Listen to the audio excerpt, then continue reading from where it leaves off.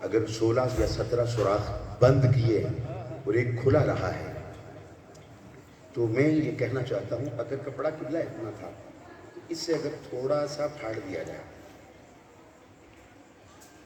تھوڑا سا اگر پھاڑ دیا جائے تو یہ میں اگر 17 پیسز سے پھاڑوں اتنا دوں تو اتنا بڑا یہ بھی بنی رہ جائے کھولا.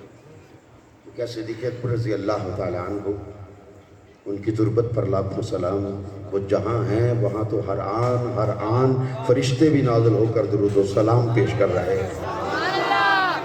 کل شیء یرجع الی اصلہ، ابھی تک تمہیں سمجھ میں نہیں آیا لیکن میں پیش کر کے جاؤں گا میرے محترم، سمجھا کے جاؤں گا.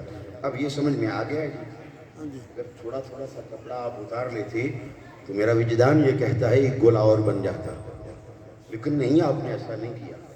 نہ جانے قبلہ علامہ قاری شاہ قادری صاحب، میرا وجدان یہ کہتا ہے کہ عمدن صدیق اکبر نے دانستہ آپ نے چھوڑا، کیونکہ ایک عاشق رسول وہاں دھرنا دے کے بیٹھا ہوا تھا. 520 سال گزر چکے تھے، ہمیں 126 دن والا ابھی تک تنگ کر رہا ہے. میں نے 126 دن دھرنا دیا، ٹھیک ہے، اور قوم تنگ پڑ چکی ہے تیرے 126. ہمیں نہ بتا، ہمیں نہ سکھا قادیانیت کو پروموٹ کرنا، کرتارپور کے یہ دکھا کر بہانے کچھ اور. وہ کیا ہے، پیڑاں کو عورتیں پکیاں ہو، ٹھیک ہے، ان کی نیتیں کچھ اور ہیں اور کام کچھ اور ہیں. یہ سب خرابات جو کر رہے ہو، ہم اس عاشق کو جانتے ہیں جس نے 520 سال دار ثور میں دھرنا دیا ہے. یا اللہ یہ بیٹھا جب تک دیدار مصطفیٰ نہ ہو نہ موت دینا، دیدار مصطفیٰ ضرور نصیب فرمانا. اسی کا نام ہوتا ہے کہ جو لے کر بیٹھے ہو، نیت کر کے بیٹھے ہو، وہ منوا کے اٹھنا، وہ منوا کے ہی اٹھا تھا. میرا وجدان یہ کہتا ہے اس عاشق کے لیے آپ نے ایک سوراخ کھلا چھوڑا، اپنی ایڑی کو اوپر رکھا. اب چونکہ کپڑا جو ہے سانپ کا دشمن ہے، وہ اگر کاٹے گا کپڑے کو تو کپڑے میں اس کے دانت پھنس جائے، لہذا وہ جہاں بھی جاتا آگے اس کے پاس قبلہ، وہ 2 شاخہ جو زبان ہے، ٹھیک ہے، وہ اس سے چیک کر لیتا تو پیچھے ہٹ جاتا. کرتے کرتے اسی سوراخ پر آیا جہاں ایڑی تھی، صدیق اکبر کی جہاں ایڑی تھی.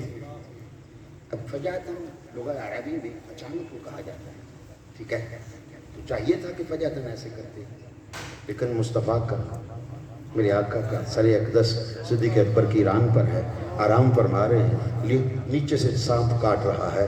فجأتاً بھی ایسے نہیں کیا کہ مصطفیٰ کی نیند خراب نہ ہو جائے، نیند برباد نہ ہو جائے. اب عقیدہ بھی پیش کر کے آگے نہ چلیں، تاکہ آج کل کچھ لوگ جو سمجھتے پھرتے ہیں نا کہ شاید فدق کے حوالے سے اہل سنت میں کوئی گڑبڑی ہے. نہیں، ہمارا وہی ایمان ہے، ہمارا وہی عقیدہ ہے، بدل نہیں گیا ہے.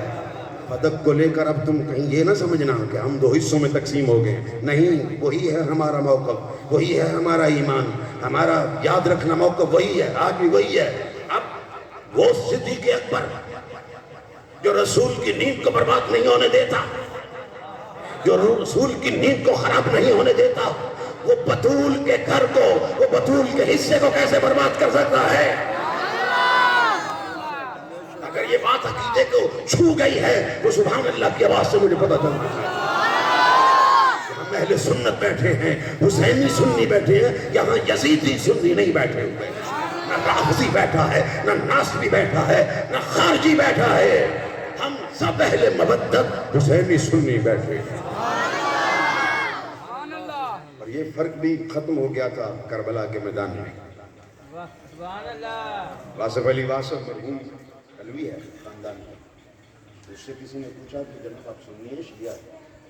کہنے لگا یار کربلا میں یہ واقعہ جب ہوا تو 2 حصے ہو گئے، حسینی ادھر یزیدی ادھر، تو میں تو بھائی تب سے حسینی ہوں، یزیدی نہیں ہوں. تو پھر اہل سنت و جماعت اور ہیں اہل سنت والجماعت، جن کے اندر وال اور فریب ہے، وہ اور ہیں. ہم اہل سنت و جماعت ہیں، وال جماعت نہیں ہے، وال فریب والے نہیں ہیں. ہم یاد رکھیے گا، کیونکہ وہ جب جہاں لکھنے میں آتا ہے نا اہل سنت والجماعت، وہ اس طرح ہے. یاد رکھیے گا, جب اہل سنت و جماعت کہیں گے تو وال جماعت نہیں ہے, یہ دیوبندیوں کا ہے, ٹھیک ہے, ہمارا نہیں ہے, یہ ٹائٹل ہمارا نہیں ہے. ہم اہل سنت و جماعت ہیں. تو اب اہل سنت کا عقیدہ کیا ہے اب سمجھ میں آ رہا ہے آپ کو. آگے چلیں تاکہ مودت فی القربہ بھی بیان ہو جائے. ہمیں صدیق اکبر نے اہل بیت کی محبت سکھائی ہے, مودت سکھائی ہے, اور ہمیں فاروق اعظم نے سکھایا ہے, عثمان غنی نے سکھایا ہے, مولا علی نے سکھایا ہے, اصحاب رسول نے سکھایا ہے کہ آل رسول سے محبت کس طرح کرنی ہے. یہ باتیں کر کے دو کر کے ختم نہ کریں, مائنڈ اپ نہ کریں. کیا خیال ہے؟ سبحان اللہ کی آواز سے کہیں نہ بدل. لیجیے کچھ سنیے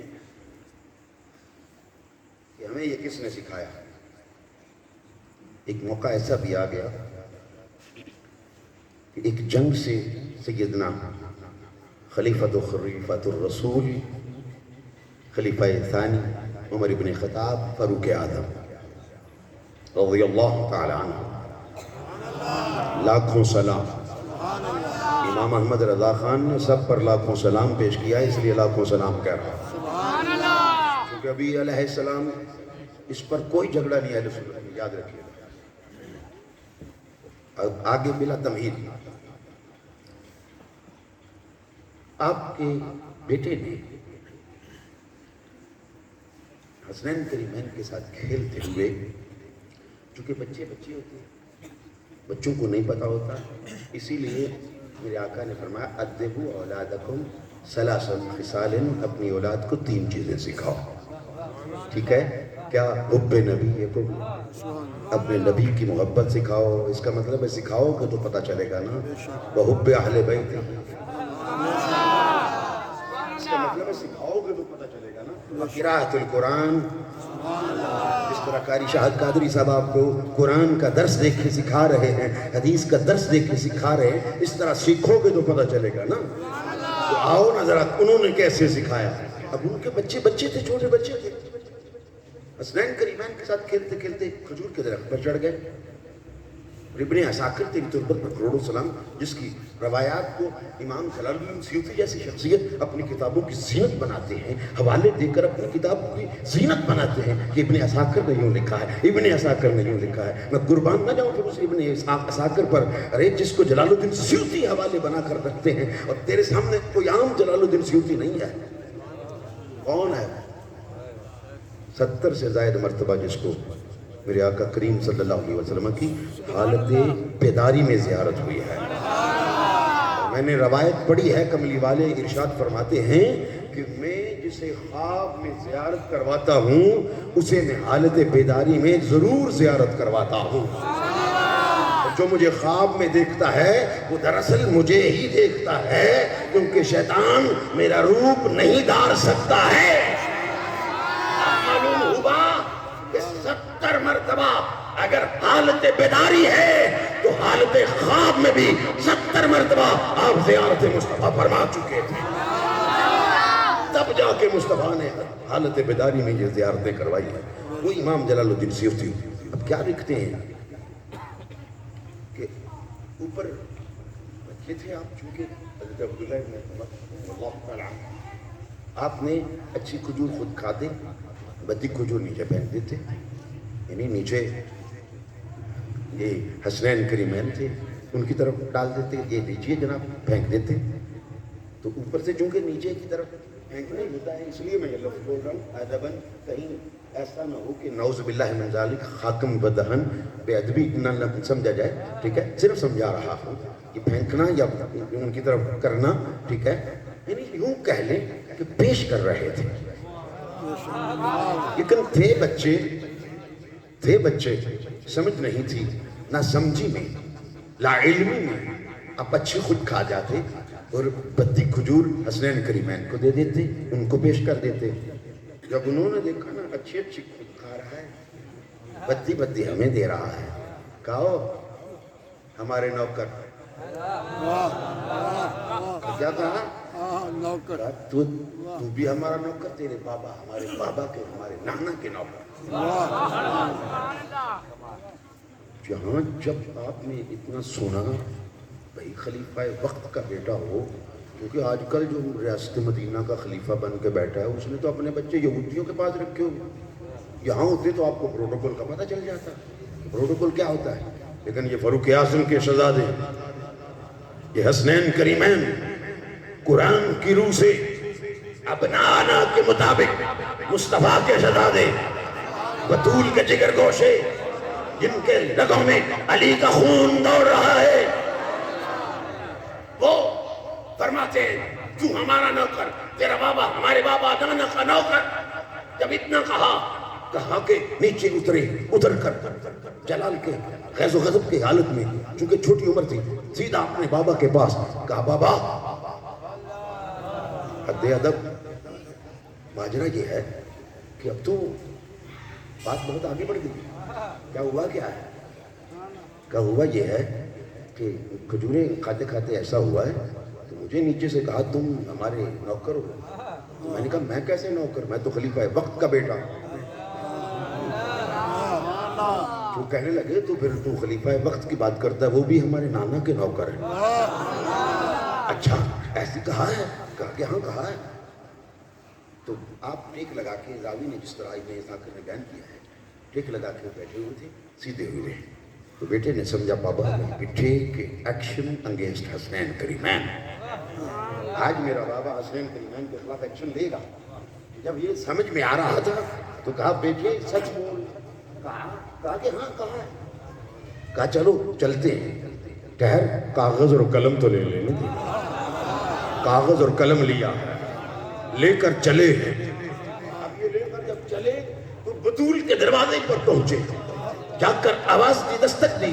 جب دستک دی تو حسنین کریمین پہلے امام حسن آئے، کہا آپ نے کہا آپ چونکہ شیر بطول پینے والا ہو اور رسول کی اولاد ہو، علی کا خون رگوں میں دوڑ رہا ہو، ڈرنے والا کون تھا بھائی؟ کہا کہ ہاں، سینہ تان کے بولا بابا ہم نے کہا ہے۔ کہا اچھا کہا ہے؟ کہا کہ میرے بارے میں بھی کہا؟ کہا کہ ہاں کہا ہے۔ کہا لکھ دیتے ہیں؟ لکھ نہیں دیتے آپ؟ کہا کہ ابھی لکھ دیتے ہیں، لاؤ ہم لکھ دیتے ہیں۔ جب یہ فرمایا نا لاؤ ہم لکھ دیتے ہیں، اب جب لکھ دیا تو تمہیں سمجھ میں نہ آیا، آج جو نعرہ لگایا جا رہا ہے یہ سب سے پہلے نعرہ لگانے والا، نعرہ لکھانے والا کوئی اور نہیں، عمر ابن خطاب فاروق اعظم کی ذات ہے۔ میں نوکر زہرا دے پترا،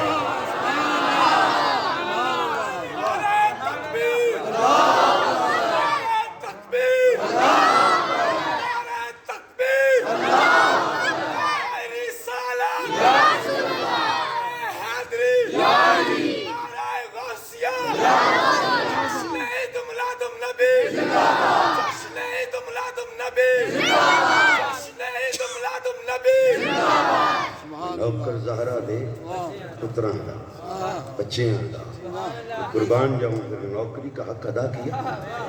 ہمیں ابو لہب نے نہیں مودت فی القربہ سکھائی ہے، ہمیں حسنین کریمین، ہمیں بطول کی قربہ کی مودت صدیق اکبر سکھا گئے، یا فاروق اعظم سکھا گئے، یا عثمان غنی سکھا گئے، یا خود مولا علی سکھا گئے۔ ہم نے یہ سیکھا تو اصحاب رسول سے سیکھا ہے، کسی کافر سے نہیں سیکھا، بے ایمان سے نہیں سیکھا، منافق سے نہیں سیکھا۔ جو اس گھرانے سے ٹکرایا ہے پاش پاش ہو گیا، یہ یاد رکھیے گا۔ تو چونکہ اپنے موضوع کے مطابق میں جہاں تک آپ کو لے کر آیا ہوں، میری یہ حاضری یہاں تک تو قبول کریں، اگلی پیش کرنا چاہتا ہوں۔ قبلہ علامہ غلام نبی صاحب آگے آ جائیں، چونکہ میرے بڑے بھی ہیں اور میرے والد گرامی رحمۃ اللہ علیہ کی ابتدائی شاگردوں میں سے بھی ہیں، اور یہ چونکہ انہوں نے 3 شیخ الحدیث سے فیض حاصل کیا ہے جو کہ ان کے استاد تھے۔